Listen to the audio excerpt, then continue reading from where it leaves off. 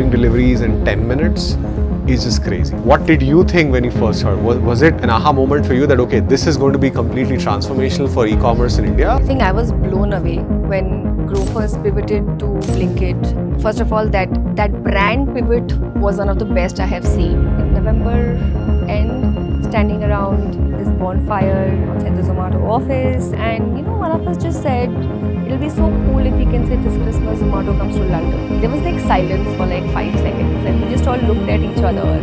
Let's do it. Let's do this. What is the vision on that? So we want to solve for regional connectivity in India. Designing and manufacturing and assembling a plane is not easy at all. You have worked very closely with him when you joined hands with him again. So he's an extremely smart person. So when he reached out for LAC, I don't think it was ever in my head that I'm not doing this. I was talking to somebody yesterday and they said, so how long did your foodie phase last? It's still there. Pick a favorite child. Zomato, Blinkit, LAC. Eternal. Let's say Eternal is the mother. I mean, is Pihu also an option in that? Of course no. Just quickly do this. Try now. How do you know all of this? Yeah, what are you doing?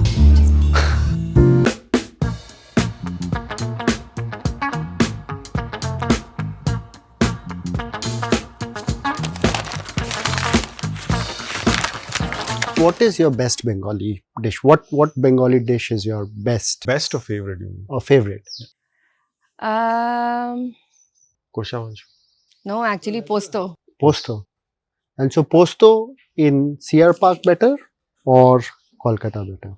Or your home better? So both are home. It's not Yeah. like I go out to eat in CR Park or Okay. in Kolkata. Okay. But so all of this is eaten at home. Okay. Bengali food is best at home. Okay. Fact that she has not said Kolkata means that CR Park is... I think when we go to Kolkata, we go out a lot more. So the rolls and the mishti and all is obviously very, very nice there. Yeah. CR Park is much smaller. We've grown up there. We didn't really go out and eat a lot. Of course, sometimes you go and eat the rolls there also. Yeah. But CR Park is more home food. But so you don't eat Posto outside. I have always, most of the time I've eaten Posto outside. Except when we go to O Calcutta, which is amazing food, whichever city. We don't usually eat Bengali food outside. I only eat Bengali food outside at their house. my experience of Bengali food is mostly at your place. So Bengali food on Zomato, not good. I don't think it's about Zomato. I think it's about the restaurants on Zomato. Okay. And there Okay. are good and there are bad ones. But like we Okay. order very often from O Calcutta. Okay. Is there any particular item on Blinkit that became popular that really shocked you? How can this sell on Blinkit? I think the first year we did coins, like silver coins and gold coins during Dhanteras. I think we were all in a bit of shock. Oh, you didn't expect that. We didn't expect the volume which we sold. Okay. That was an interesting one. For me, I heard people were buying at some point air mattresses as well. Yeah, electronics. The other thing was electronics, like mixers. People would just like buy mixies. Yeah. Suitcases. As if you have a flight to catch and you forgot that you don't have a suitcase Yeah. and you need it. While the cab is there, you are ordering suitcase. But it's not about the 10 minutes. No? It's about if you're getting it at the same price and you're getting something in 10 minutes versus tomorrow, you might as well just get it in 10 minutes if you have the assortment. So, but yeah, I think gold and silver coins were very surprising for us. So what is the average order value on Blinkit? Or when you were there, what was it? I think somewhere around 500, 520. I don't know if it's gone up or gone down. But that used to be a decently good number. By the way, is this your favorite sari? No. Okay. But you like it a lot, I suppose. Yes, it's my mom's saree. Oh, it's very pretty. Thank you. Okay, what is it? You know it better than I do. Tassar silk. Tassar silk, yes. And when did you start wearing saris? Because it's not a very common thing. I think women these days don't wear saris. They don't even know how to wear saris. I think they need help wearing it. I think I always liked wearing saris. My mom wears saris a lot, so she used to work. So every day she would go to work, she would wear a sari and go. And she used to wear them beautifully. I mean, I still can't get to her level of like pleats and stuff. But I saw her wearing and it was a very normal thing to then want to wear. Yeah. I think, for example, I gave all my IIM interviews in saris. Oh, very Wow. nice. But I remember I used to wear even before then. But for me to think formals, what formals do I wear versus sari was just easier. By IIM interviews, I mean the the entrance interviews. But you wearing a sari, what do you sense that there is a difference in how people perceive you, for better or for worse? I used to be very conscious of that earlier. I think that's become better. I don't know if I think of it as someone is perceiving me a certain way. I don't think I ever got to that point. It was more about how do I want to wear it? Do I want it to be a thing? If I'm the only person wearing it to work, let's say. For example, at Zomato, we were a fairly young crowd. Almost nobody wore a sari. So if there was a day when I would wear, then I would think, oh, it would be a thing, and let me not make it a thing. But then I would try to find like, an occasion like a Durga Puja or something, and I would get like a friend, okay, both of us will wear, and then we would wear. There is an O in your name. Yes. Does that cause confusion sometimes? Not sometimes. I think the O confuses people a lot. I think they're just not used to a Surobhi, they're used to a Surobhi. And so forever in school, it was Sorbhi because the O is odd. It has caused a lot of confusion. As you guys know, there was something last week as well where somebody was doing a piece on LAT, and in the middle of that, they're saying, co-founder, and they're like, I think they also got confused in the middle of that video. They were like, Surabhi, Surabho. Even when I call you, I sometimes get confused. Should I call you as Surabhi or Surobhi? Or I mean, it's Shurobhi, but it's not how it's pronounced, let's say, in anywhere outside of Bengal. Yeah. So I think I tell my mom and dad that either you should not have given the O, or you should have put an SH so that you can say the Shurobhi. Yeah. But yeah, it causes a lot of. As a kid, I used to be so embarrassed. Okay, so Zomato is a household brand in India now, and it's obviously not happened overnight. It's taken a long time. Now it's become second nature for people when we feel hungry to open the app, go through, scroll, see what we like, press order, and then the food appears on our doorstep in 30-45 minutes. The process to make that happen is a non-trivial one. It's a very complex one, and the scale at which Zomato does it, I'm sure, it only adds to the complexity. So maybe can you help people understand what it takes to make sure that your food gets delivered to your doorstep in time? This is something I haven't thought of for the last 3 years. There are 3 apps in play at any point in time. The consumer app on which you order the food, the restaurant app on which the restaurant owner can track their orders and accept and all of that, and the rider app on which the rider can then sort of see what's been assigned to him or her. So these 3 apps are in play for every order. So the minute you place an order, of course, it goes to the restaurant's app and they get the order and they start processing it. Alongside that, in parallel, at some point in time, a rider gets assigned. Now, depending on what the order size is and how long it'll take to make, the rider can, or how available riders are, or if there's a crunch of riders, a rider gets assigned earlier in the cycle versus later. So if you're like 10 minutes from the restaurant and you know the food will take 30 minutes, so you'll assign the rider later so that he's not wasting his or her time, right? Let's say you order idli vada, which is already made, and so they just have to go and pack it and bring it.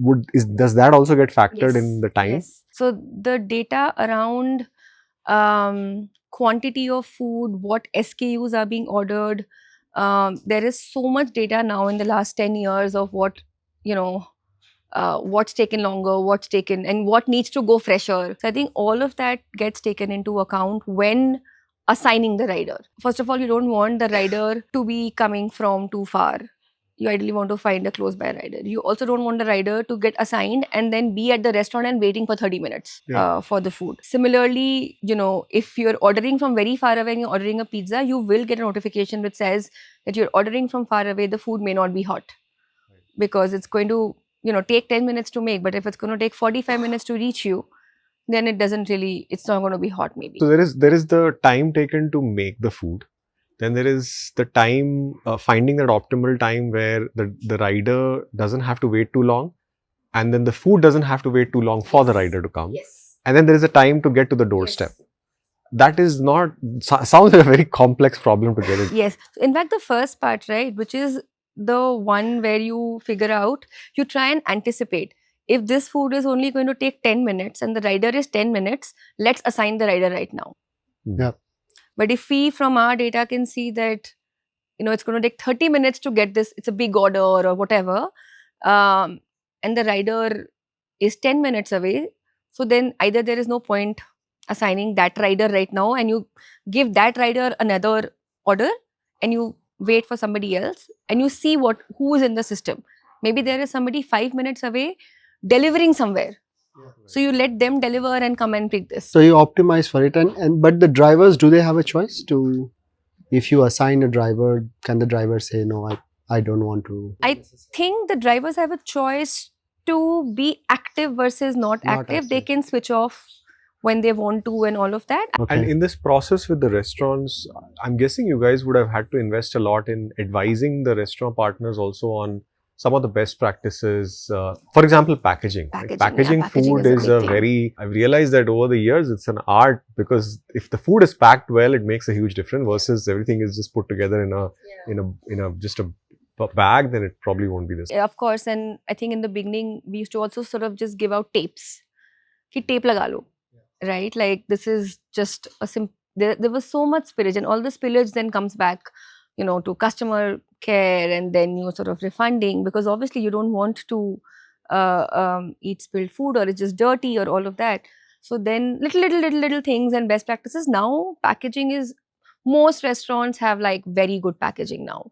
I think that's something they have learned over the last So the few restaurants years. are learning with you as well. So, but just going back to again the process itself. So you assign a driver depending upon, where he or she is, how far, and then how far the delivery is. Then what happens? So the restaurant basically has the app where they can say that it's in the kitchen or it's now ready for pickup. Yeah. They can keep changing the status. Some of the popular restaurants have seen like 10 riders, 15 riders waiting outside. Yes. So it's very easy. So in this entire chain, what is the most difficult part?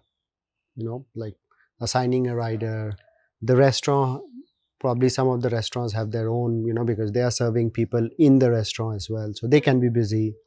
And sometimes customers can be very difficult as well, because they are waiting for the food and you have told them that it will come in 15 minutes, but 30 minutes and the food is not here. So in this entire value chain, what is the most difficult part? I think it differs by orders, because all three stakeholders here in different kinds of orders become important in a different way. If it's a massive order, it's up to the restaurant owner to make it well, pack it well, make it easy for the rider to carry it. Yeah. Then it becomes for the rider to sort of, ensure it doesn't fall or it doesn't spill, it doesn't, he's able to carry it. And now we have those big boxes where you can carry the food more easily. And then let's say a customer to know that, Achha, I've ordered a massive amount. It may not take 25 minutes, it may take 40 minutes to come. Yeah. So I think in something like that, everybody plays a part in complexity. Okay. And so if you then translate this to Blinkit as well, where you have spent quite a bit of time, and which is now 10 minutes delivery, how does that value chain differ from what you do at Zomato? Got it. So the biggest difference is that in Zomato, the rider is going to a different restaurant every time, right? And is going to a different address every time.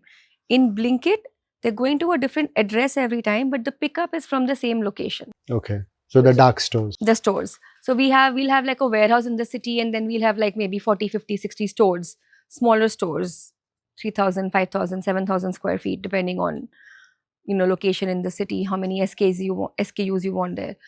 But you basically pick up whatever the order is from one store, one location.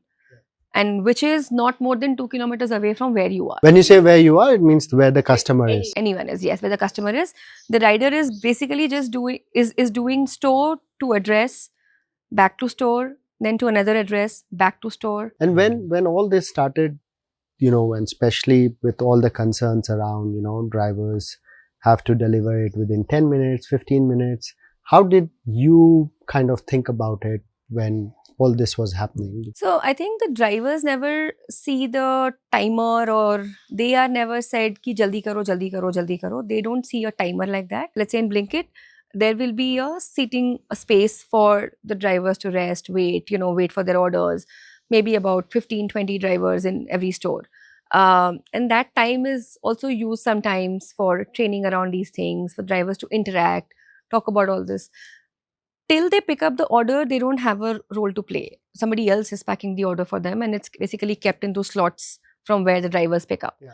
But yeah, I think the drivers are never told, do this or Yeah. this is going to happen. So they are not necessarily incentivized on. Or disincentivized, yeah. So maybe we go back to the period around 2008, 2009. You went to intern with Bain in San Francisco. In India, this concept of reviewing restaurants had not yet started, but in the US, you had Yelp. And I think that was the first time you talk about your love for food, but in the process of that and discovering places, you discovered Yelp.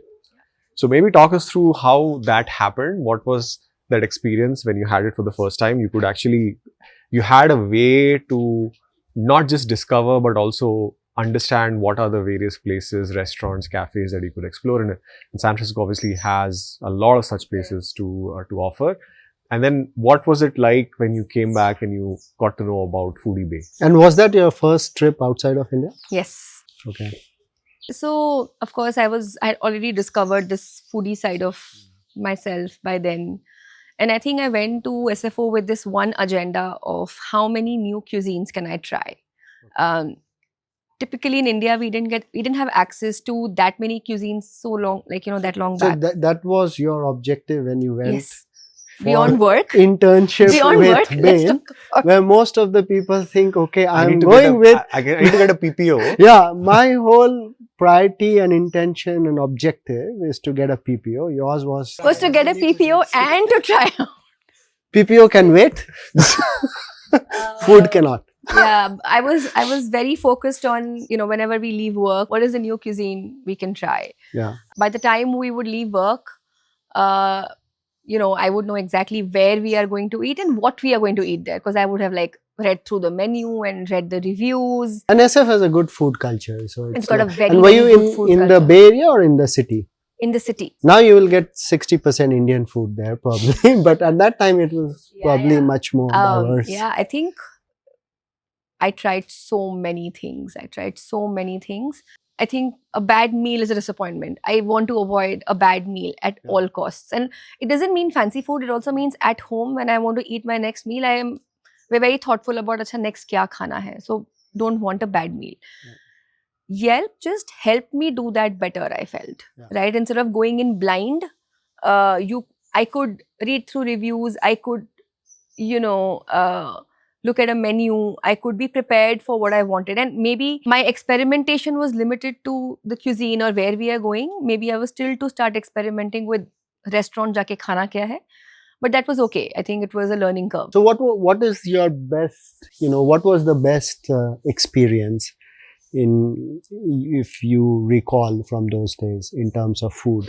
And what was the worst as well? So 2 really good experiences. One was this place I think called IIMA, where we went for a case team dinner, and I had not eaten food like that ever. It was just very high quality, good ingredients, like a 5-course thing, and I think I was just in shock. The other good and funny experience was, so my case team knew that I'm experimenting with food and I want to eat these interesting things, and said, okay, we'll order in some things. Cool. What will we order? Sushi. Have you ever eaten sushi? I said no. Okay, cool. And then I didn't know, but they had a bet going on how many sushi pieces will I eat. I loved it so much. I think I went beyond anybody's. I think the highest they had bet was some 6 or 7. Okay. Somebody had said she'll not like it, 1. Yeah. But I think I ended up eating some 8 sushi pieces or something.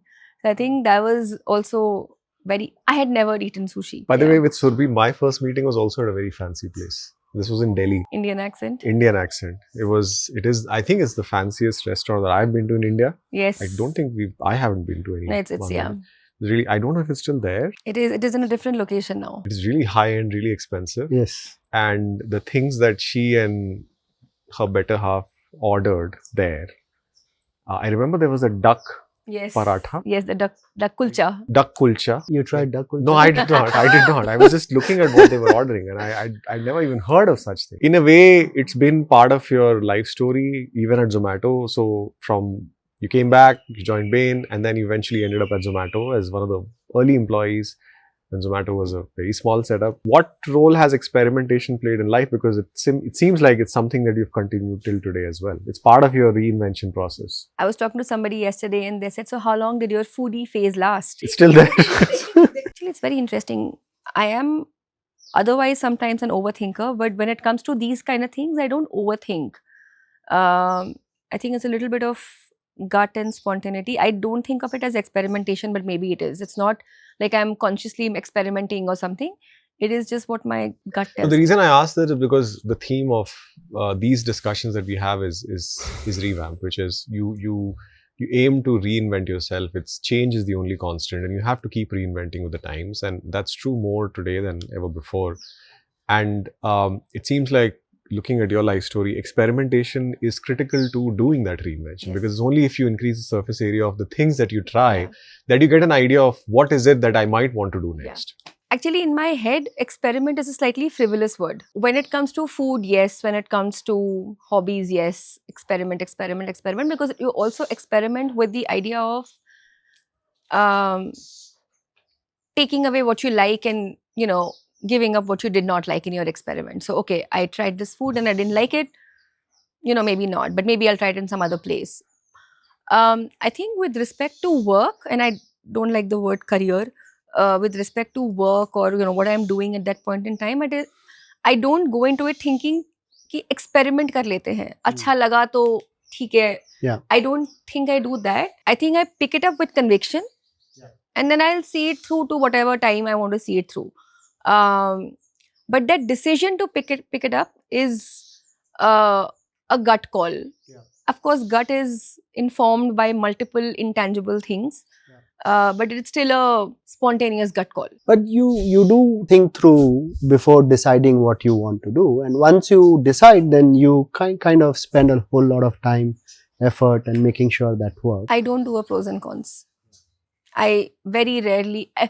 It's maybe a thing that just maybe comes to me as, acha, I know it already. But do I sit down and put them down? Maybe not. Why don't you like the word career? When we used to hire at Zomato, I think we wanted fungible people. We wanted people who would want to do, whatever it takes. And we did not want them, they're married to a career path, let's say, right?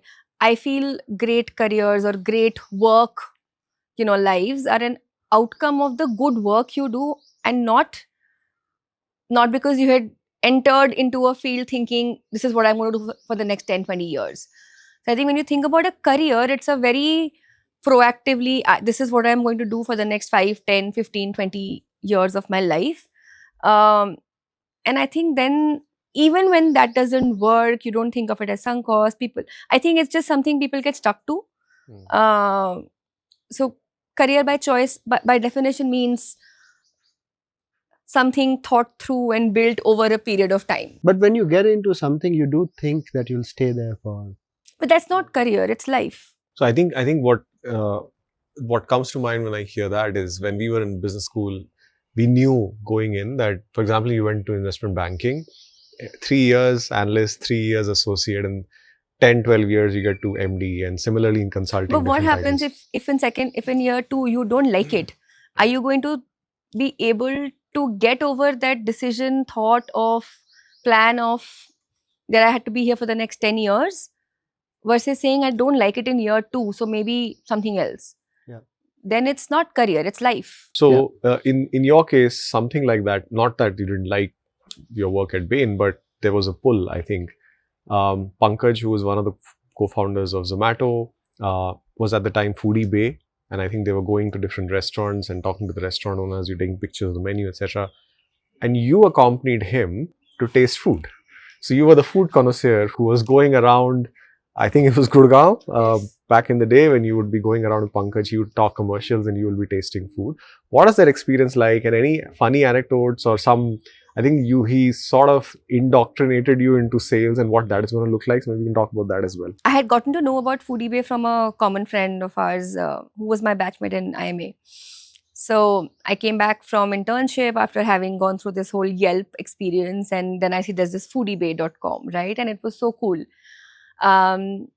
Work at Bain started, Pankaj and I became friends, and I think irrespective, I would just sort of, look at the Foodiebay website very often, like I would do it for Yelp during my internship at Bain as well, and I would just go back to him and say, "Acha, iska menu nahi hai.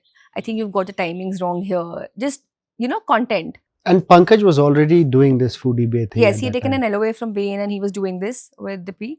And he needed help with, conversations with restaurants. So restaurants would obviously want someone to come talk commercials, but also for them to sort of, give feedback on food or, write about them. At that time, we used to have a small blog. Yeah. Blogging or reviewing food versus selling the same restaurant ads, I think we very quickly realized that that's not done. Yeah. So very quickly, we also put this rule that no Zoman can write a review. So Zomans couldn't, so you could not write a review for a restaurant because, negative, positive, we didn't want any kind of interference with a restaurant's ratings or whatever. Okay. Wanted to be very clean about it.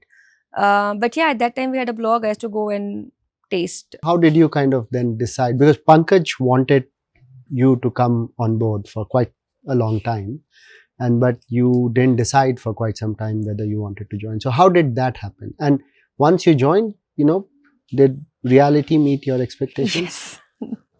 Actually, yes and no. But Pankaj had reached out. I had said no. I had this. I was happy to help, informally. I didn't want to work for Zomato. The reason being that I have this thing that, you shouldn't work with friends and family. Yeah. Because it always ends up becoming about money. And money is too small a thing to spoil relationships over. It was me at that time articulating maybe some experiences. But has that changed now? I mean, we can probably come to this later, but has that view changed now, given that a lot of people that you worked with have now become friends? I think it has changed, but I'm still conscious about it, right? If I get into a work conversation with a friend or a family, it always makes me uncomfortable. It is, I don't know why, it just makes me uncomfortable. Especially if I've always got this thing, what if things don't go well? Yeah. Right? Is it worth losing that friendship? So I had said no then. And no was purely because of this reason. I mean, you liked the company and what they were doing. It was what excited you anyway. So it was just I didn't even go about thinking that much. It was barely a company at that time. Yeah. But yes, I think I said no, and then I continued working at Bain. But I think I was also done with Bain. I stayed in Bain for about 20 months, and I think I realized very quickly that I didn't want to continue here. So this is what you refer to as not being a career, because you went there, but in 20 months you kind of said, this is not where I want to continue for. I didn't see myself at Bain 5 years down the line, let's say. And if I didn't see myself there 5 years down the line, then why be there right now? Yeah. I think I did really good. We did a lot of good work at Bain. It was from a culture, work ethic, learning to articulate things and communicate things. I think it was very, very good training. Yeah. But I think I wanted to do something different. So you left Bain, but you had not decided to. I left Bain. I hadn't yet decided. Yeah. I hadn't decided. I was still figuring out what I wanted to do. And in the middle of that, I think Pankaj got to know Pankaj that I was saw on the my notice opportunity and period. said, this is the right time. So Pankaj and you were friends, and while you were not sure about working with friends, it seems like Pankaj was very clear. I think as and you guys would also know this, right? Like when you are starting something, you want to work with people you trust. You want to work with people who know how you work, who know how they work, you know what their work ethic is, you know what their value system is. You don't want surprises. So going back to your 20 months at Bain, because I think that's a dilemma that a lot of young people go through, which is that they start with there is a draw when you're coming, especially from a good institute. You have an opportunity to work at a good brand, a multinational. You get a good role. You're getting paid good money, and then the dream starts to crumble. After some time, you realize that this is not what I want to do. But oftentimes, it's not that easy for them to make a change. And it could be because in your case, you had the courage to take that step, and then you figured out, got pulled into Zomato. But for a lot of people, it's unclear. Maybe they don't have the courage, maybe they don't have the clarity. What do you tell them that how should they approach? Because if they're not enjoying what they're doing, it obviously doesn't make sense for them to continue there. But how should they think about addressing this problem of feeling of being stuck? I think a lot of times we don't articulate that we are feeling stuck. We don't realize we're just unhappy. I think for me, I was unhappy after a while. I wasn't enjoying the work that I was doing. The thing is that I could just take that call without having to worry about any other liabilities. But I don't think it's worth being unhappy at work. I think if you realize that you're unhappy at work, I think you need to address it. Work takes up so much of our day, right? Like 8, 10, 12 hours. You're always thinking about work. If you're not happy with that. Yeah, I mean, if you're not excited getting up and going to Yeah, office, I yeah. think you should take a call, irrespective of what is happening with all the other options as well. Yeah, I think even if you don't have another option, if this is really like painful and you're not liking it, then just get out of it. It's okay. I think that's the one thing that I have learned. It's okay to leave without a job in hand. It is okay to take that 1 month. So then you kind of got convinced by Pankaj to join, Yes. and then you had certain expectations. I got convinced also because eventually it was a leap of faith, right? From his end, from my end. From Because his I end, think- clearly not, because he had been pursuing you for quite some time. But from your end also, it seems like what you told us was that it's not like you had a full long discussion about the role or what you're going to do. No, or it the was details. one It was just conversation. one It was like, conversation I'm and- already on my notice period. I want to do something in food. Maybe this is a good starting point. Yeah. Right? And I didn't overthink it. I think, it makes sense. And sometimes it's best not to overthink. The lesser you know, the better, because then you just take a leap of faith, which is what happened with you. And then you end up at a dhaba. Yes. So how was that experience? So Pankaj and I met and we had this conversation, one conversation. I said, cool, karte hain, leap of faith hai. We promised to not let this affect our friendship, etc., etc. Just came to, Kicha, you're going to do sales. And I said, what? Sorry, what? Sales? And he's like, yeah. And I said, okay, cool. So what does that entail? Yeah, going and meeting restaurant owners and, sort of selling them ads. And I said, okay. And one afternoon, May, Delhi summers, he sent me with somebody, with another salesperson, to like this dhaba in Gurgaon, in the other side of Gurgaon, the other side of the highway. Yes. I think that dhaba also was called Raheem's or something, Raheem's or Kareem's or something. And it was like this, nothing, you can't see anything. There is dust all around and there's just one massive building. Yes. Of course, very, very nice restaurant owner, all of that. But just that experience of going there at 2 p.m. in Delhi summer heat. And I think it was... So did you try out the food there as well? I don't remember. I don't think so. No. So again, I mean, you have referred to it quite a few times, but there does seem to be some gap in terms of what you had expected and where the reality was. And if you think about because sometimes you make your own choices, sometimes some choices are thrust upon you, all of us. But you also had a conviction that this is what you want to do once you had taken that leap of faith. So how do you bridge that gap between sometimes you expect something, but what you actually get may not necessarily be what you are expecting. And a lot of people get that even in jobs today, when they join institutes, when they start work, when they get into relationships. How do you bridge that? I think you have to start with low expectations. I actually usually have no expectations, low expectations. Even at Zomato, I didn't enter with expectations around this is the kind of work I will do. I think it was always about, I like the product, how can I help grow it? Yeah. And that was the expectation, that am I going to be useful in helping grow this product in India? And if the reality did not match that, then maybe, yeah, I would have questioned, or I would have gone and said, you know what, Nani, let's do it differently. This is quite relevant in the context of the younger generation today, the Gen Zs, because there is abundance of choices, abundance of resources. You don't need to make a choice and stick to it necessarily, because you can move on. If you don't like this job, you can just move elsewhere. But oftentimes there is value in just sticking it out and showing up. I don't know if you felt that way ever during your long tenure at Zomato and then subsequently Blinkit as well.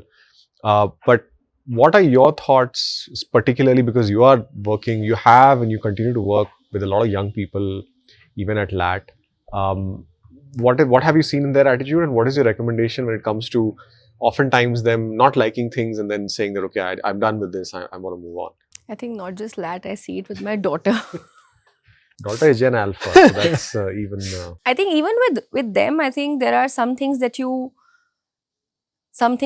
say that, no, you have to finish this and then you move on. Yeah. Otherwise, it becomes very easy to give up on things. I think there is one is moving on, the other is giving up. Yeah. The same thing can be seen as, I moved on from something versus I'm giving up and doing something else. I think that differentiation can only come from self. Yeah. Am I giving up, or am I just not, this is not something I like? And I have done that often, right? I studied architecture. I moved on to do an MBA. Post MBA, I did consulting, but I moved on to do Zomato. Then I moved on to take a break, and so on and so forth. I think, but at no point should I be feeling that I'm moving on because I'm giving up. Yeah. I'm moving on because I'm not enjoying it. I'm moving on because I want to do something different. I'm moving on because this is not, I am not excited to wake up in the morning to do this. So Zomato is an incredible company, and you've been there pretty much from the beginning, even though you joined late, but you were very much part of that journey from the Foodie Bay days. Maybe you can talk a little bit about, let's just call it the heady days or the era of 2015 to 17, 18, when Zomato was going global. You were flying across the globe and launching the business in parts all the way from Western Europe to Australia and a lot of places in between. What was that experience like? And then subsequently, life came a full circle with, as it did with a lot of startups of that era, that you expand too fast and then you realize that you need to pull back. And that pulling back process, while it's the pragmatic and the right thing to do, it's also very painful. It's not easy. It's not for the faint-hearted. So maybe you can talk to us a little bit about that expansion and then how that pulling back happened. So we started expanding in 2013. We did UAE first, Dubai and Sharjah and Abu Dhabi. And the food delivery had not started? No. So food delivery was 2015. Okay. And by then we had launched in most of the markets. That between 13 and 12 end was Dubai, I remember. And between 13 and 15, we had launched in whichever markets we wanted to launch. In November end, standing around this bonfire outside the Zomato office, and 4 or 5 of us talking about London, or like launching London or something like that. And one of us just said, it'll be so cool if we can say this Christmas Zomato comes to London. Yeah. And nobody laughed. There was silence for 5 seconds, and we just all looked at each other. Said, let's do that. And we're like, let's do this. I think it took us 10 days to get a team set up there, send people. We had some ex-Zomans who had gone to study in London. They said, okay, we'll do this for you. And, it was in 10 days, we were collecting data. But of course, we didn't launch on Christmas. We launched later because, holiday season. So we didn't want to lose out on the traffic that would come. So we launched. And collecting data was literally just going to restaurants and collecting the menu detail. Like you would map out restaurants on the map, and you would walk. We had a small slip in which we would take the restaurant name. Now I think it's an app. Yeah. But you would, and the slip would have a number, and then you would take the restaurant name and you would ask the restaurant for their menu, or take photos of the menu, and then... And these restaurant owners and all, they were okay to share all this. And Yeah, of course, it increases their distribution as well. Yes. So And I think London had a couple of other products by then which had this information. So they were okay with that. How many countries were you there eventually by Eventually 2015? 23 total or 24 total. I think the last one was. Yeah, I remember you guys were in Southeast Asia as well. We Yes. Indonesia acquired a and- few companies, Urban Spoon and a few others. We acquired a couple of companies in Czech and Poland as well. We were in Indonesia, Philippines, Malaysia, and Yeah, Southeast Asia. I We were in remember using Zomato Turkey. in Indonesia as well. Hmm. And you we visited were a in restaurant. Istanbul and we went to this. We were looking for, so whenever we travel or whenever I'm also traveling, I can go a week without Indian food. I'm okay. But after a week, I feel like I need to have Indian food. So we were in Istanbul. We were looking for this Indian restaurant. We found this restaurant. I don't know if it's still there. You can check. Dub Ethnic. Was this like a double height restaurant? It was a double height restaurant, and Istanbul was snowed under. That was one of those years when it was snowed under. So we literally waded through the snow. We go to the restaurant, and at the entrance, there's this big certificate of, or whatever it was called, I think some kind of pamphlet, which was Zomato. They said that highest rated on Zomato. And I told the guy, this is an Indian company. He said, yes, I know. So it was really always a proud moment for us to go and tell people, we'd make it a point to tell people that this is an Indian brand, this is an Indian company. That Yeah, we've data collected across those restaurants and put our stickers. But then things changed. So 2015, you were in 23 Yes. countries. So and some of them are doing really well. Markets like Turkey, Portugal, Southeast Asia, for example, they were all doing really well. When you expand too fast and you expand especially away from home, what you tend to lose control on is the culture. Yes. Because there are not enough people replicating that culture in those new markets, in those new cultures, or there are not enough inputs that you are getting about the other team's cultures. Yes. Right? For example, I remember with the Portugal team, the first year we were live in Portugal, 2014. The country managers came and said, so August will be off for the office. And I said, sorry, what? What is this? What have I not heard of? And it's a thing. It's a thing in Europe. And I had no idea. We also got to a point that, okay, so we'll not be shut for the entire time. What we'll do is we'll get the team to do an overlapping, so that everybody gets their 2-3 weeks off, which is what they look forward to the most in the year. But we also don't shut down business for that 1 month. Very, very new learning, very, very new thing. I had no idea. Right? And then, so this happens only when you get to work closely with some of these country heads, day in, day out. Yeah. But with so many fires at home as well, then there was, and O2 was just starting, online ordering was just starting. So, where do you focus on as an organization, as a leadership team, where do you put your focus on? And so what ended up happening was, if you put your focus too much at home, which is India for us, a lot of the culture in some of these markets takes a backseat. Yeah. Because you're not communicating regularly with them. You're letting them run, letting it run without any guidance. And then that ended up causing a lot of sort of, cost and, hiring of people where, we would, like, for example, we were very, very frugal with how we hired for some roles, right? You didn't need to have one person for one role all the time in a new market. But just some of these developed markets were more structured in how they hired. So, 2 people for marketing, 1 for PR, 1 for this, and then it just became like a very bloated team. So, a lot of it was on us not being able to work more actively with them. Yes. Because we were also focusing on India. Yeah. In hindsight, we grew too fast and amongst cultures that we didn't know how to actively work with. So would you have done things differently now in hindsight, in terms of, was it just a matter of, maybe slowing down on some of these expansion? And Zomato, I think, unlike operational heavy businesses, was doing fairly well in some of these countries. So in hindsight, do you think, could it have been done differently or not necessarily? It was a learning and then you just move on. Yeah, I think it's easy to say it could have been done differently, but we don't know what that path would have been and where that would have taken us. Yeah. So you can't say, acha, we were going to launch like 10 markets, now we will launch 2. Yeah. Right? I think that was just the DNA. And I think in the process, we hired so many good people. We had such amazing conversations. We learned so much about other cultures. Some of these people worked with us back in India as well. Even within the India team, the people who got to go out and collect data and built that, work ethic of hard work, being on the streets. They understood what it meant for to collect data. That is just being close to the ground and learning so much about the audience, the restaurants, the product, what is working, what is not working. And I think that helped us in the long run. Yeah. I mean, and so then you decided to kind of focus on India, and you Yes. were at the center of, kind of somewhat downsizing. And Shobhit and I were discussing how that experience would have been akin to what George Clooney did in Up in the Air, where he was going around traveling across the country in US and firing people. I imagine, something similar happened with you, or not necessarily, So this was 2015, 16, I think. That's when I think China was going through a downturn. Yeah. And we were going to raise a round, but then we didn't.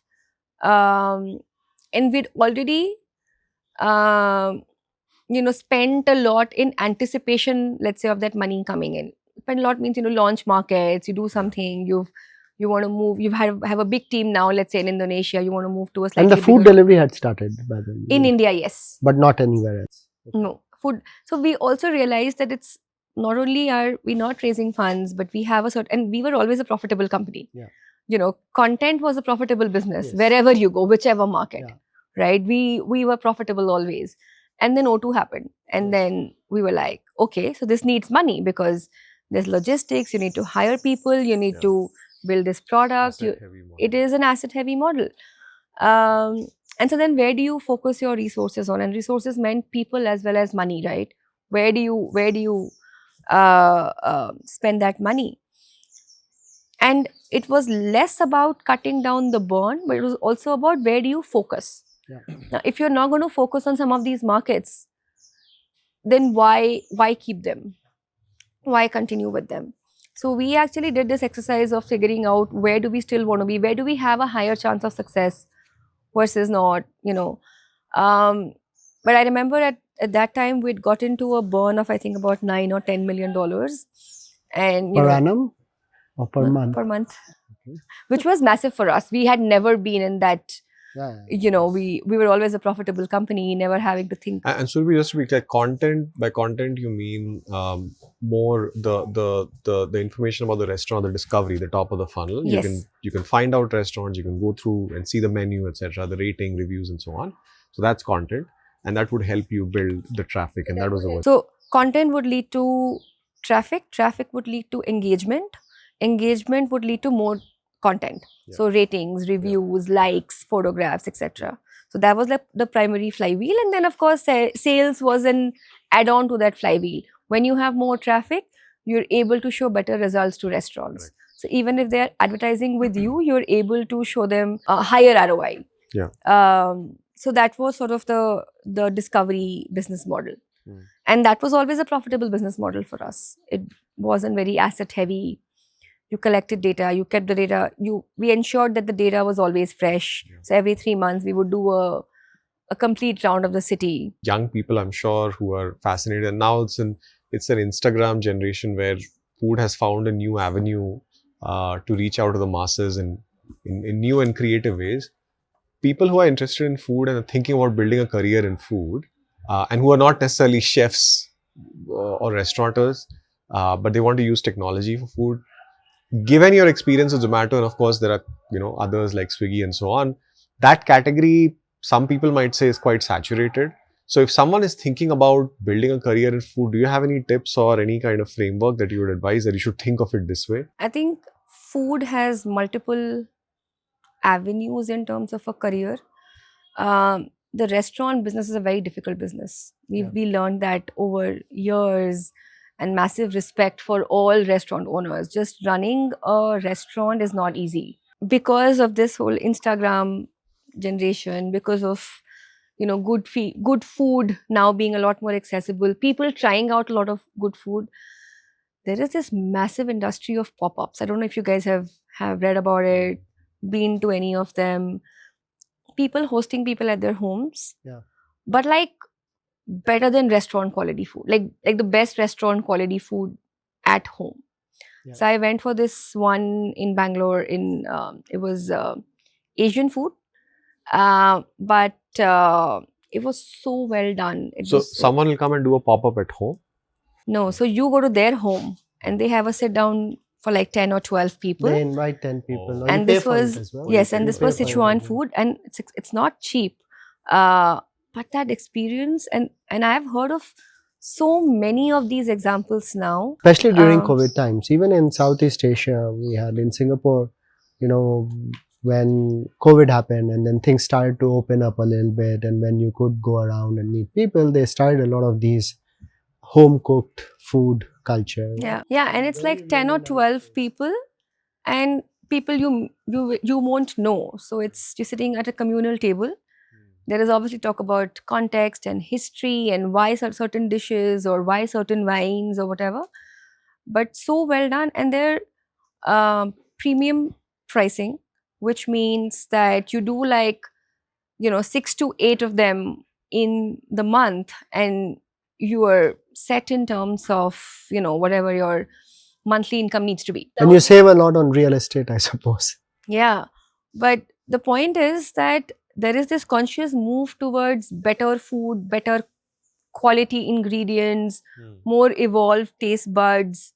And by the way, this is not just Western food. I've heard of this happening with like Assamese food, Bengali food, where people are doing sit downs, like really nice sit downs of like 8-10 people.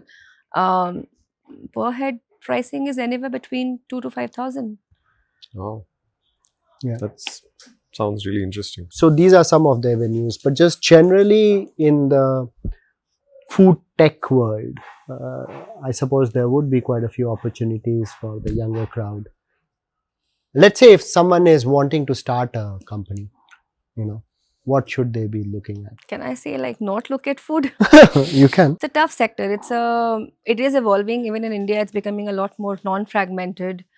And I know a lot of B2B is doing very well. I Yeah. think the two avenues where food is now doing well is one is D2C, right? Better food, better snacks for people. Yeah. But other than that, from the restaurant industry perspective, a lot of work is happening on the B2B side. So making their lives better, their lives more efficient. How do you run the kitchen more efficiently? How do you manage your groceries more efficiently? How do you plan menus more efficiently? I think a lot of work is happening around that, and I think that is possibly a good leverage point to explore. And how about the cloud kitchens? We've never had only delivery restaurants in the past, right? Every restaurant has had a real estate footprint, whatever, and you do delivery as an add-on. Yeah. But just cloud kitchens are being able to, let's say, take away the real estate cost, which is the Yes. biggest cost for a restaurant. Yeah. And if you're able to do good food, then yeah. Yeah, I mean, they are able to do it in mass scale. So also, get a lot of efficiency as well on operations and stuff. I do think that now cloud kitchens are not necessarily starting with massive scale, but they're also trying to figure out what are the 2, 3, 4 brands that they can run under the same sort of umbrella.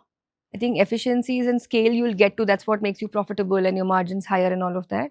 But now people are sort of just figuring out what are the multiple brands you can run along, in the same. For example, O Calcutta and mainland China, because they're the same brand, their cloud kitchen is the same.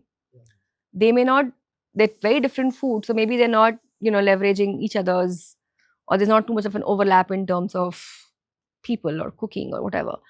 But the kitchen is the same. So 2017, you finished off, doing all these restructuring or downsizing. And then the company was on a good path, I suppose. And then you decided to move on, as you said, not quit, but move on. What happened? And also, maybe you can contextualize it in terms of, I've heard stories from others about you getting so deep into work. I remember at your wedding also, you were preoccupied with Zomato's fundraise. How do you know that? We read minds. Yeah. But obviously, you were going full throttle for a long period of time, and I'm sure it would have taken a toll. And I'm guessing that had a role to play in you taking that decision.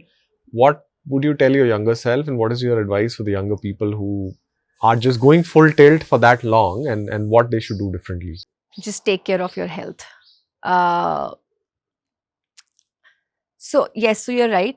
I had to move one of my wedding lunches to dinner because I was caught up in it was 2 days before the wedding.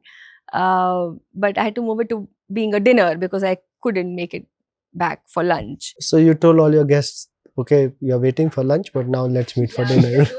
And I remember and that was the Thursday, and I think I was getting married on the Saturday. Yeah. So I think that day when I left office, it was like, "Acha, theek hai, I really need to go and do this now."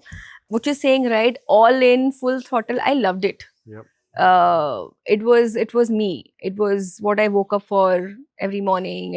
I loved it. I wish I had been more conscious of just taking better care of my health. Health means better food, um, maybe exercising once in a while, and not just when I think I would have these 2 months in a year when I would say, what, I need to do this now, and then it would fizzle out. Yeah. But slightly better sleep, and I think we all learned together at that time. We were all, we'd all been working together for like 6-7 years now. We'd all started in our mid-20s. High energy. And now we were all in our like early 30s. And, maybe things were sort of starting to little nag us. But if I could look back, I would just say, like, sleep better, eat better, and work out. But you don't necessarily call it, like work-life balance, which is what we had discussed. Yeah. So, but a lot of people talk about work-life balance these days, and especially young people. So, in your mind, how do you frame it? See, the reason I don't call it work-life balance, and let's say you staying or trying to stay fit is a part of work and life. Yes. It has got nothing to do with taking away from work and putting in life. Yeah. If you are fitter, you can work better. Yes. If you are fitter, you can work longer. You can work more sustainably. You are maybe sharper. So I don't think it falls into the work or life bucket, which is I don't call it as a part of work-life balance. And I think for me, at least, work and life have always been very intertwined. Yes. I don't separate the two. I mean, they're not separate, and I don't even try to do that. I don't say, acha, this is when this stops and this is when this starts. It just cannot. So it doesn't happen in most of our lives anyway. So I think you just, also you are very particular that I don't draw that distinction. And that has helped you in doing whatever you have been doing. I mean, you enjoy your personal life, your friends, and enjoy your work as well. What has happened though is over the years now, there is a lot more balance in life. For example, I would never travel, right? Or I would not have time for, let's say, reading, right? So now it's all a little bit more balanced way of living. The search for balance led you to Goa. I mean, you guys were in Goa for 8-10 months, I think. Yeah, about a year, yeah. And I think you guys are still very much in love with Goa. We have done trips together to Goa where we're quite amazed by how much you know about the place for a place where you spent only a few months. What was the experience like in Goa, and how has that had an impact in the choices that you made after? So I absolutely love Goa. Even before we moved, I think on an average, I went to Goa once in 6 months for over 15 years of my life. So few times. Move to Goa was so easy to make. I was on a sabbatical in Goa versus sabbatical in Gurgaon, of course, Goa. And I think, and we chose to live close to Panjim, which is where the locals live. And we tried to, as much as possible, live the way, the locals lived. When you're in a smaller city, you have this one cafe where after a couple of visits, the people start saying hi to you because you've just been there often enough. Yep. Or you buy your groceries from a particular place. And I think it was just, for me, Goa was just being content, reading, sleeping. And Avik was still working? He was then? working. He was still He was working. And did that break help, sabbatical that you took, and that too in Goa? Oh yeah, of course. Of course. I think just being in a very different context and environment.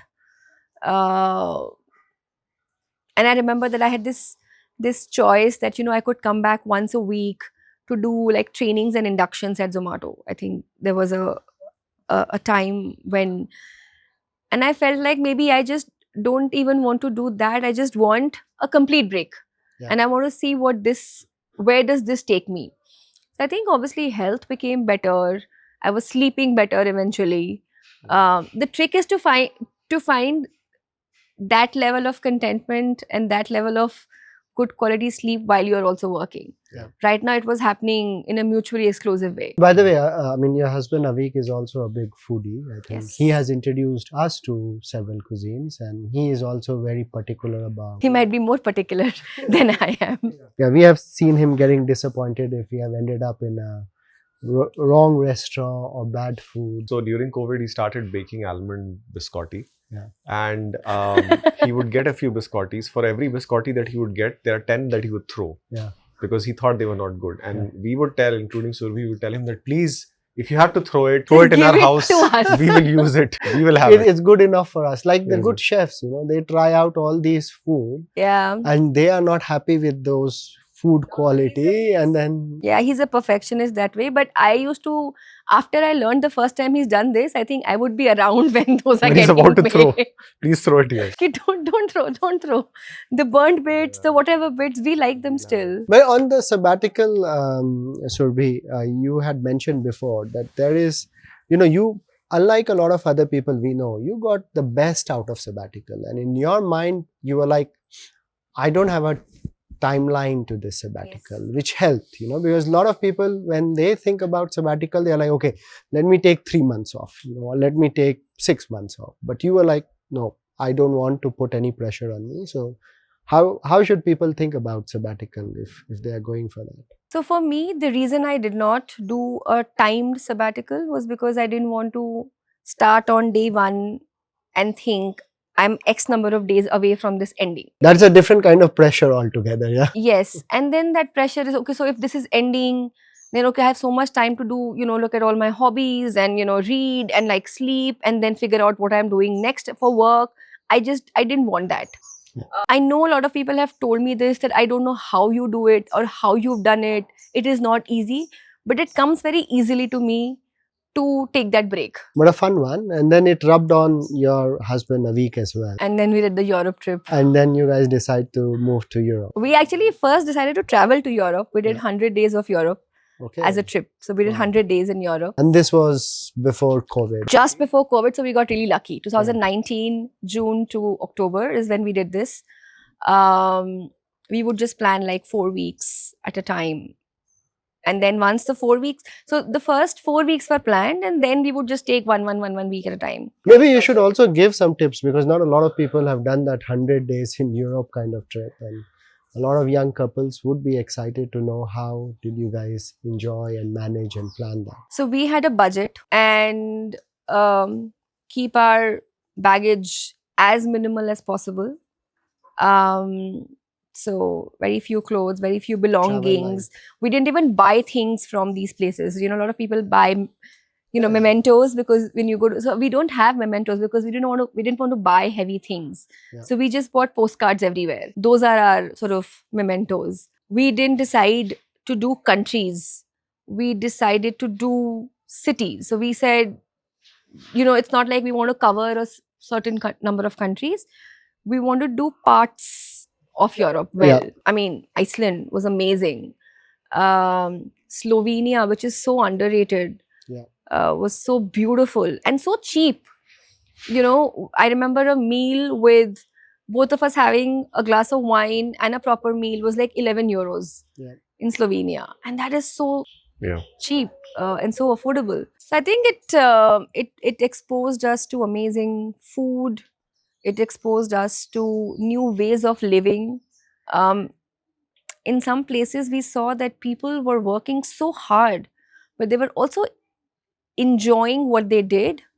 And then once it was done, right? Like you're done with work. Now you have access to good food, good parks, a good social life. And that switch was so easy to make. And then, so Europe didn't happen because happen. Of course COVID happened, and Yeah. then you guys came back and still spent time in Goa, and then No, we came back to Bangalore. so Goa you had packed bag and baggage to go to Europe. We had packed up everything and we'd kept it in a container. Of course. And because we didn't know where we would be after Europe. So you came to Bangalore. We came to Bangalore for like 4 months. We said we'll come to Bangalore for 4 months because, we'll come back.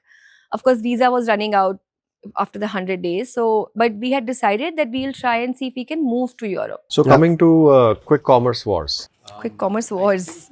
I do remember thinking to myself, and then we had a conversation where we discussed the same thing. This idea of doing delivery and at that time it was a smaller assortment, I think. Doing deliveries in 10 minutes is just crazy. What are some of the early memories of what was the first time when you heard about it and then you came back to Blinkit? And what did you think when you first heard? Was it an aha moment for you that, okay, this is going to be completely transformational for e-commerce in India? Or did you have the same reaction that most of us outsiders had, that there's just no way this is going to sustain?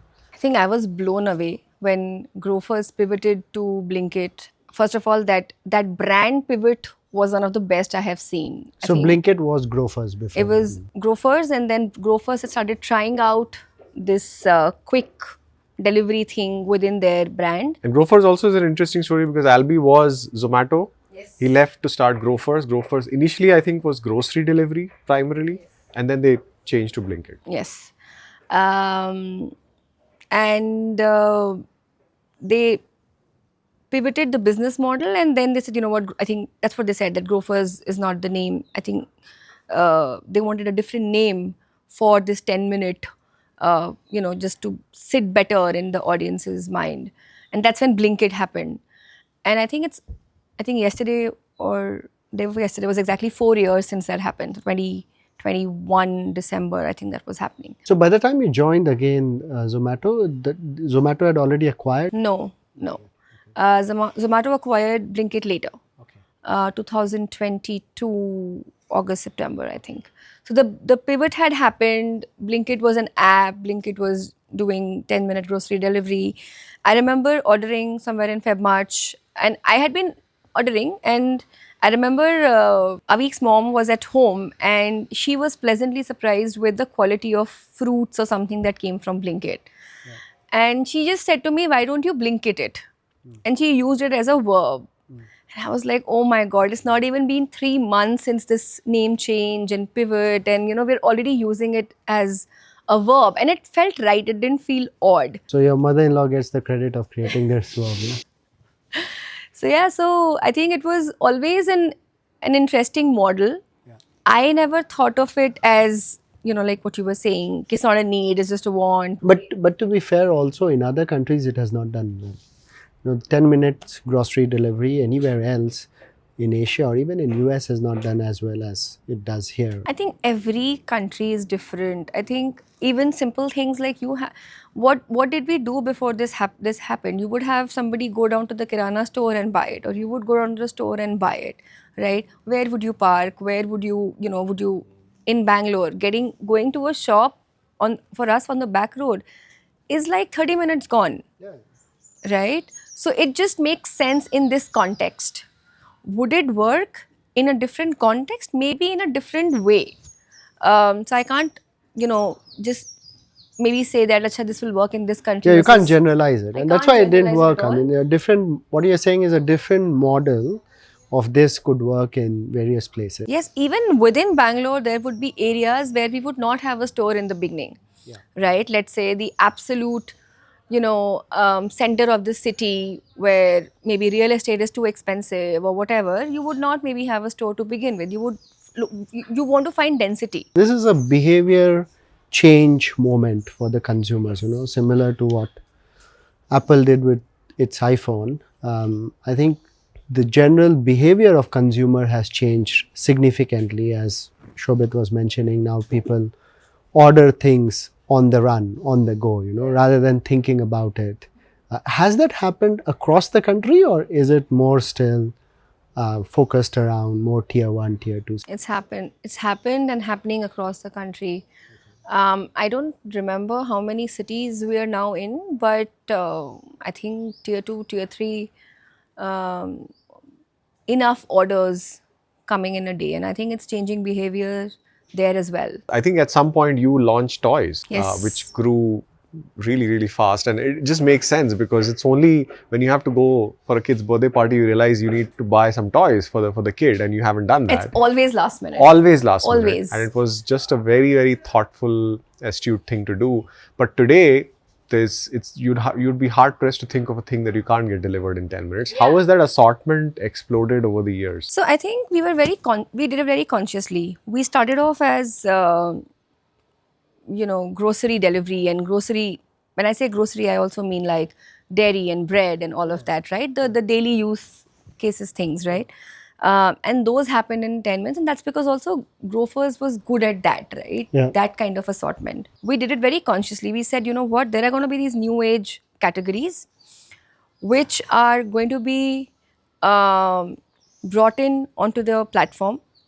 They are going to be the categories which people use and buy on a regular basis, not daily, but a regular basis. These are also categories which will transport well, will be higher average order values. So sort of, your pricing will be slightly better and will overall pull the AOV numbers higher.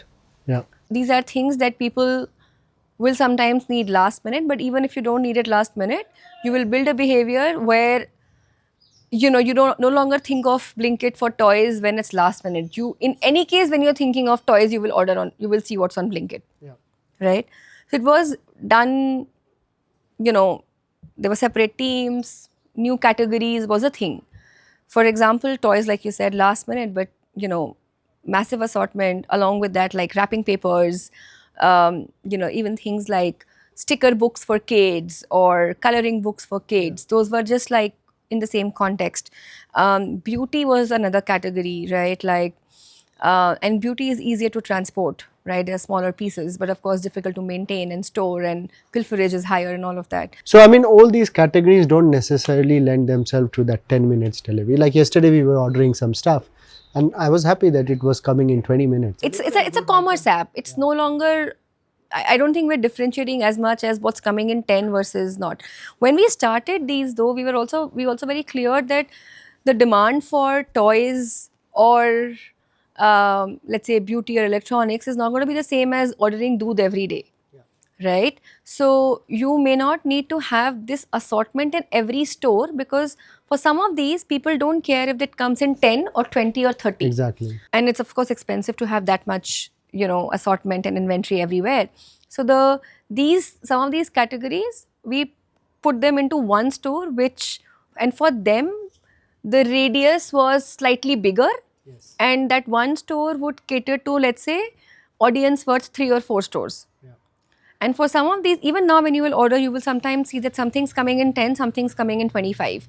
They're coming from 2 different stores, because not all stores have everything. And also, I mean, you have talked about, how the culture was very different in terms of how Zepto grew, how Instacart grew, and then how Blinkit grew, where there was one which was way more aggressive than Blinkit, but the other one was way too slow and focusing on sustainability. So, and also bringing two such big companies with different cultures together would have been a big task, because most of the mergers globally fail, and especially if these are big mergers. Yes. So how did you guys make it work? What was some of the learnings coming out of it? When you acquire something like Blinkit, which has a solid team, a solid product, a solid thesis, right? I think there is benefit to some extent to let it run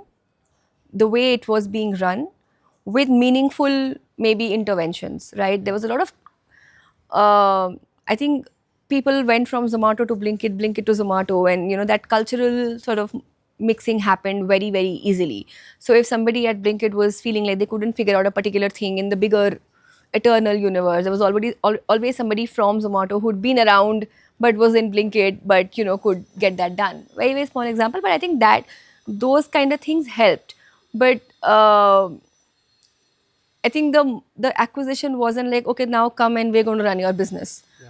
The acquisition was always come and do this the way you want to do, without having to, worry about investors and this and that, and maybe this is where to some extent eternal traffic helps. This period of hyperscaling and intense competition, was there a particular North Star that Blinkit was focusing on? Was it like customer obsession or just market share, assortment size? What was it that was going? Because given how competitive it was, and of course there were other companies that were very capable teams that were trying to figure this out as well.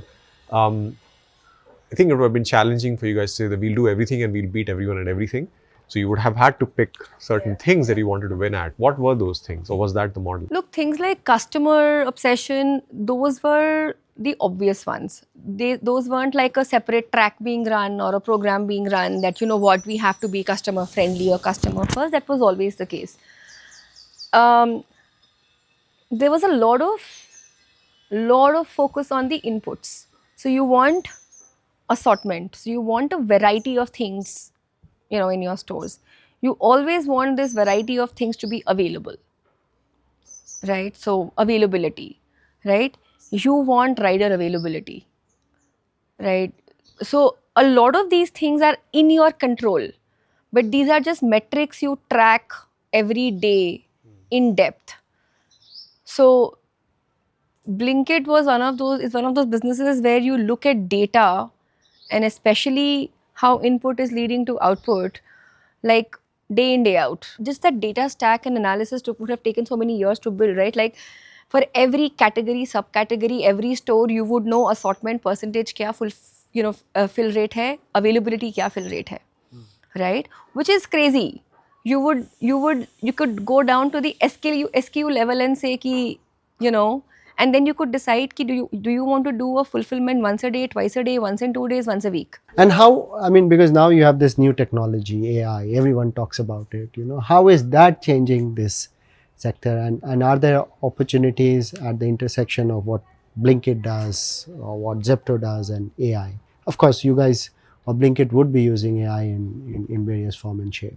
I think there is a difference between AI-led and AI being used to, how do you say it, like enhance features and data and use data better, right?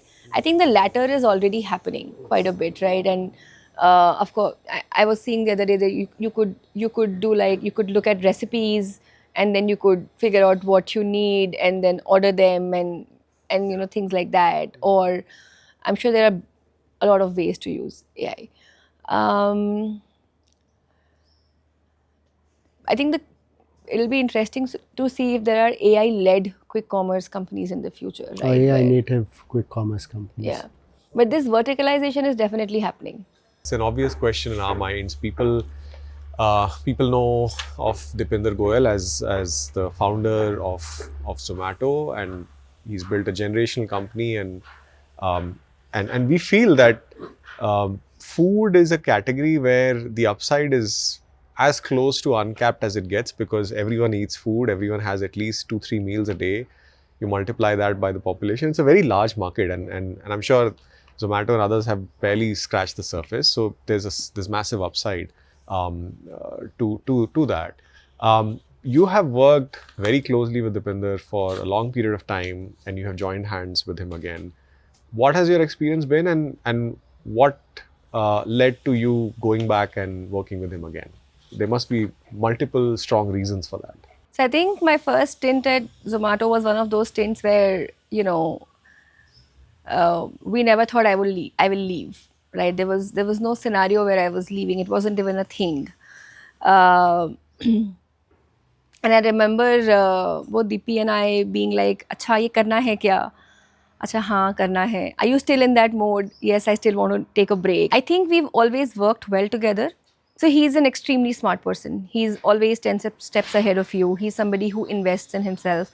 I have seen when it wasn't even a thing, right? Like 10, 12 years back, you know, reading to learn, talking to people to get mentored, going and meeting people to get feedback. He was just that person, right? And I think he has invested in himself and a lot over the years. Even from a fitness perspective, by the way, I think when we collectively as a team at Zomato started understanding a bit about health and fitness. I think he was the first ones to sort of start taking action about it, right? And he's one of the fittest people, in the team right now. So he's someone you always learn from, I feel. He also is somebody who always pushes you out of your comfort zone. Is inspiring as well, I suppose. He's inspiring as well. So when he reached out for LAT, um, I don't think it was ever in my head that I'm not doing this. It was, I'm doing this. अच्छा but ये क्यों करना है?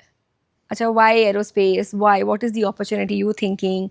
And he's like, अच्छा, I haven't. No, let's think through this together. Okay, and so what is the vision on LAT? What is it that you guys are looking to solve? So we want to solve for regional connectivity in India. And of course, when we started out in Jan, we didn't have this answer all, thrashed out. We met people, we spoke to people, we researched.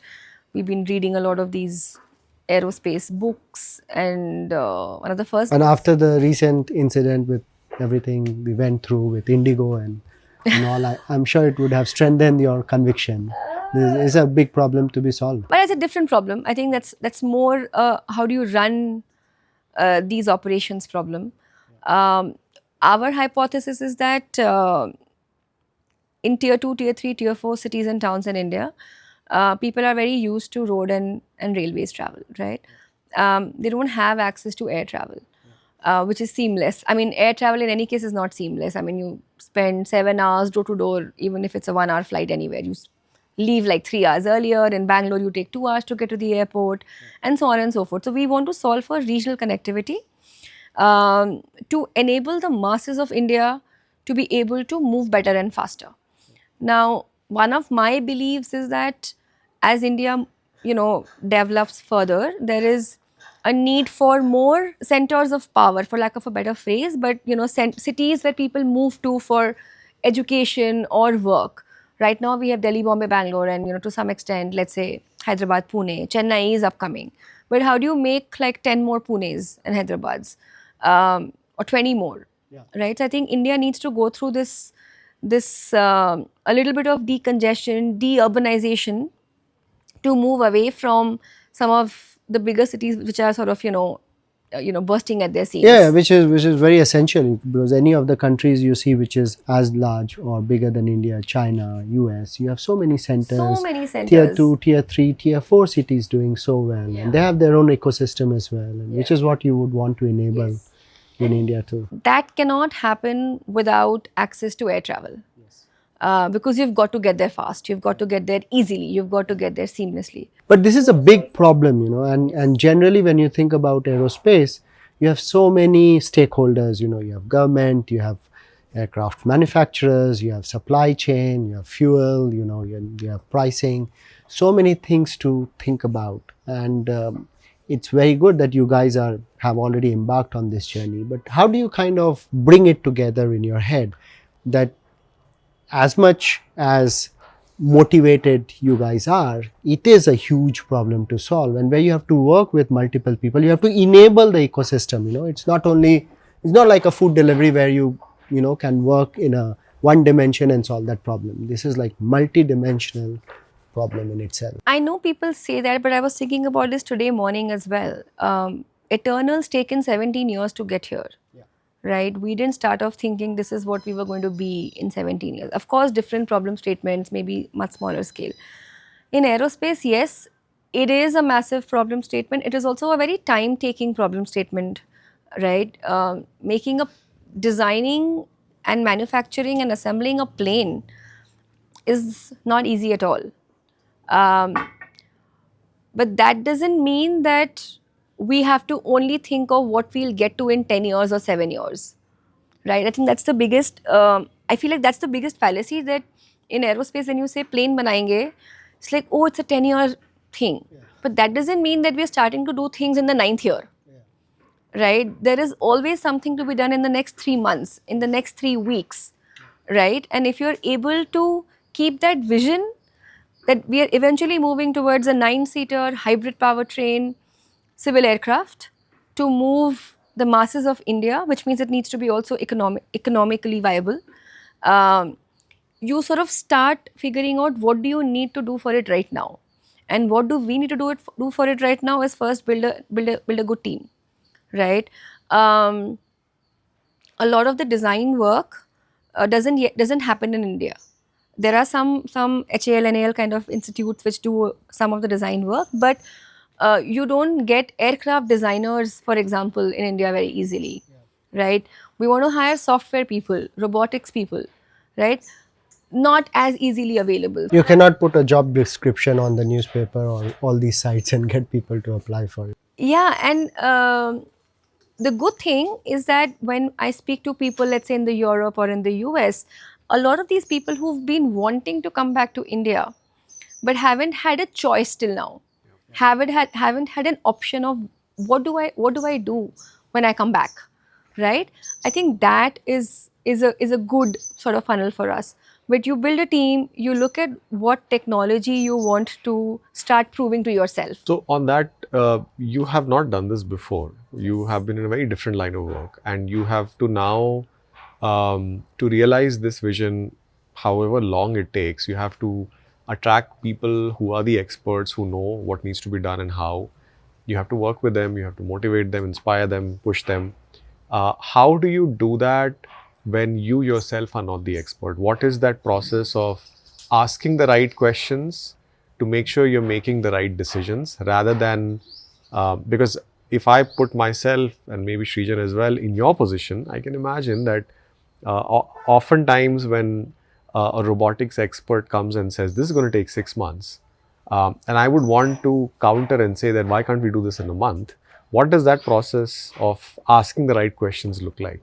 When I am interviewing or hiring people, one of the things I look for is, and I look at all interviews as a learning conversation for myself, because I'm speaking to an expert in this industry and what can they teach me about it. If I don't get an answer which says, aise hi hota hai, this is how it's done, or this is how we do it, or this is how it is being done in XYZ organization, versus saying, you know, this is the fundamental reason as to why this is different from this. But why can't this happen? Because there is a material crunch. Because if I can get those answers from someone, I'm happy. I think this is a LAT and what the vision that you guys have set for yourselves, and what needs to be done, which is going all the way to building your own jet engines over the longer period of time. I think it's a very powerful idea, and longer term I think is going to create massive positive ripple effects when it comes to innovation, manufacturing in this space in Yes. India, which has not happened till now. Yes. So I think for that, I'm sure we already are, but I'm sure as people get to learn about LAT, they will be very happy and thankful to you and to Deepinder and to the team for making this effort, because it's a grand vision, it's really audacious, it's never been done before. But the work that happens, the people that get on this journey, I'm sure not just with LAT, but outside of it as well, you'll create an ecosystem that will propel us forward when it comes to manufacturing and Yes. hardware innovation, not just software. What will you tell your 21-year-old self? 21-year-old self will be told to just also work on fitness and health. It is I think the non-negotiable. We've always been told health is wealth, but nobody explained it to us why. Right? It's not a life skill you build in schools and colleges. It's not a thing. And we also didn't see our earlier generation necessarily going through. We had our parents do morning walks in the morning, but beyond that, it was not something which we saw. Yeah, and now I make it a point. For example, when I tell Pihu that, I'm going to the gym. So earlier she used to be like, no, play with me. So then I explained to her that, look, sometimes you want mama to take you in Godi. Yes. So mama needs to be strong for that. So what do I do for that? I go to the gym. Now she will send me to the gym herself. Mama, you're going to the gym. Bye-bye. Because she gets the connection. But she's also growing up seeing us play, work out, and I think that's good. So one question I had, which I think a lot of people would be interested as well, is and a debate going on, whether people should do MBA or not. And I remember you telling us that first year of your MBA at IIMA was, Second best B school in India. Yes, sure. you Second, I can't say much, because the two of you are from the best Including your husband as your well. husband as well, so you see him and you have the answer, you don't need to seek answer elsewhere. Ahmedabad is the best, guys. Hands down. I remember you were saying that in the first year, or sometime in the first year, when anyone would have asked you to rate your experience, and you would have rated 1 out of 5, and you saw people around you rating it 3, 4, and some 5 out of 5. So the one question is, what would you rate it as of today in hindsight, but also your time at IIMA changed, and what would your advice be to people when they are looking to choose this option? So yes, when I had a very tough first year. I don't think I knew what I signed up for. I was an architecture student who had not been doing ACADS the way IIMA had ACADS, right? Like maths Engineering. and yeah. So I think I was just way out of my depth in first year. I had a lot of help from friends who helped me with assignments and stuff. But I also remember being like very unhappy. So in third term, a bunch of us were sitting in LKP doing this exercise. So how much would you rate? And in my head, it was a 1 on 5, right? And then somebody said 3.5, somebody said 4 on 5. And I said, wait, what? Sorry, all of you are not on this page of 1 on 5 because how tough this first year is. Then you also did an entrepreneurship course with Professor That was Sunil in Handa. second year, yeah. And by that time, things, it seems, they had changed. It was okay. I think the pressure was very high, and the pressure I took on myself was very high. I was also not used to the subjects, the lifestyle. I was just, everything was new for me. I hadn't known what to expect. Yeah. But they also say that if you get through the first year of IIMA, you can get through anything in life. So, but now if you have to rate that experience, what would you rate it as? 3.5 on 5. So, which is similar to what your friends would have rated at that time as well. So, if people are now looking to get into IIMs or any MBA for that matter, what would your advice be to them? Should they do it? Should they not do it? I think there is no generic advice on MBA being good or not, or do an MBA or not. I think do it if you want to. What I could have done differently, would have done differently a little bit maybe, is to be a bit more prepared. I remember there used to be this like a 1 month thing for some students who were considered to be slightly weaker in some subject, who would come a month earlier and get some, remedial classes or whatever before the actual course started. At IIMA? हाँ, I think हर जगह होता We है had ऐसे. it at IIMA as well? Like a 2-week, 3-week thing.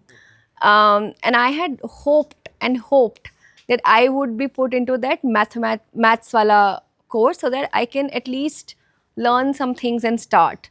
But I wasn't. And I feel like if I could have done that or been ready for what was to come, I don't know. But यार MBA करना है तो कर लो, और नहीं करना तो मत करो. It is all fine. So, rapid fire, we have 2 rapid fires. One is, we tell you the name of the city and you tell us what is your recollection of best food in that city. Okay. Okay, so that is one, and then we'll come to the next one. Yeah, so I'll start.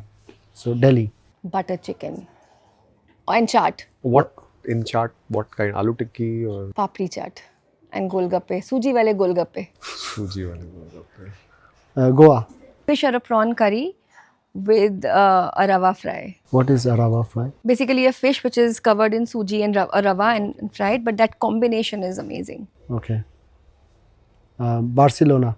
Pinchos, tapas of all kinds, especially cod, foie gras, Sicily. amazing pastas, and pistachio ice cream, Okay. and pista cannolis, Paris. croissants.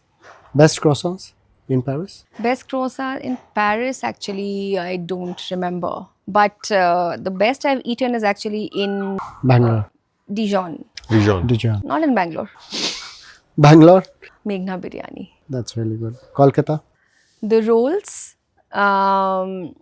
and some of these small little So sweet when you say the shops. rolls, these are the chicken, the mutton rolls. Yeah. With egg as well. Yes, yes. Okay. Ahmedabad. Thali. I love the The Gujarati, Gujarati thalis. thali? Yeah. Govardhan Thal. Golden thal with the amras in summers. Istanbul? Ooh, the lamb and eggplant dish. Oh, yeah, that's awesome. Yeah, Dubai? barely been to Dubai, but San Sebastian. oh, everything, like everything. Just the experience of eating those 1-2 euro pinchos at so many places. But the one thing that stood out has to be the Basque cheesecake, and I have not seen it made well anywhere else in the world. I'll tell you the dishes, and then you tell us the cities where you've had the best pizza. The pizza is funnily actually in a restaurant in Lyon. It was one little Italian establishment being run for some 50-60 years. Very good pizza. Okay. And what, you had a margarita there? No? Yeah, sure. We had one with the Parma ham, if you want the specifics. Pasta? Sicily. Sicily has a variety of new sauces for the. They do like a pista pesto. Very, very good. Biryani? So I love Kolkata biryani the most. Which has Has an egg and a egg potato and in it. potato as well. Okay. Burgers? So that's a tough one. Depends on the steak as well. Right? New York? I think I've had like a good burger in London as well. I think metros generally have good burgers somehow. And we don't end up going to like a Sicily or something and ordering a burger. So Best coffee? home. Cocktails? Bar Spirit Forward in Bangalore. In Bangalore? Very, very good cocktails. Why are you so surprised? I didn't think Bangalore would have the best cocktails. Maybe it's also some recency effect, but they have very good cocktails. Wine? Burgundy, the Burgundy area. What is the best wine you've had? I think Burgundy is good. Don't you like Bordeaux more? No, I like both Bordeaux and Burgundy. Cheese? Comté. Comte is still. Comté followed by Gruyere. But in general, I like hard alpine cheeses. So Croissant? You said Paris? actually, the small place in Dijon, I think, yeah. Paratha. Oh, the dhaba. Murthal. Sukhdev, Murthal. Amazing parathas. Last Do you is like the ghee Gen Z. dosa or butter dosa? Ghee. Ghee podi. Ghee podi. I think that is the king of all the dosas. Okay, let's go through the Gen Z slangs. Gen Z slangs. Aura points. Like aura farming as well. Points for your aura or your being. Yeah. So social coolness. Hard launch. Hard? Hard launch. As against soft launch. Oh, matlab launch kar diya hai. It's not like a now you're ready for business kinds. Hard launch is like now you reveal that we What are do you engaged. Well, you show your photos, you show the place where you are. Okay, got it. Bussin. Delicious food. Food. Yeah.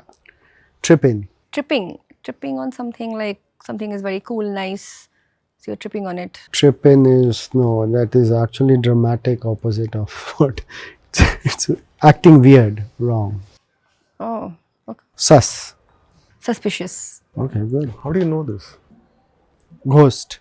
Ghosting is when you just stop responding. Yeah, I don't think this is Gen This is Z. not I Gen Z. mean, ghosting, everyone does it, This is boomers. Slaps. I don't know. Impressive, enjoyable. Slaps is impressive. Okay. The desert slaps. Means. Simp. When you go out of your way to do things for somebody or something How do like you that. know all of this? Yeah, what are you doing? Care Finding to know? time to do all these things. I mean, balance is good, but this is different kind of balance you have. Okay, I think we have asked most of these, but maybe we'll just quickly do this. Try now. What, sorry? Try now. We talked about it that day. Oh, okay. This one we talked about that day. Yeah. Try now. Try now. He's like, try now. I'm like, no, it's try now. You're trying to do something. It's like, please try now. I think Gen Z will stop using this word after hearing this. Rapid fire round. Go to breakfast. Eggs. Eggs what?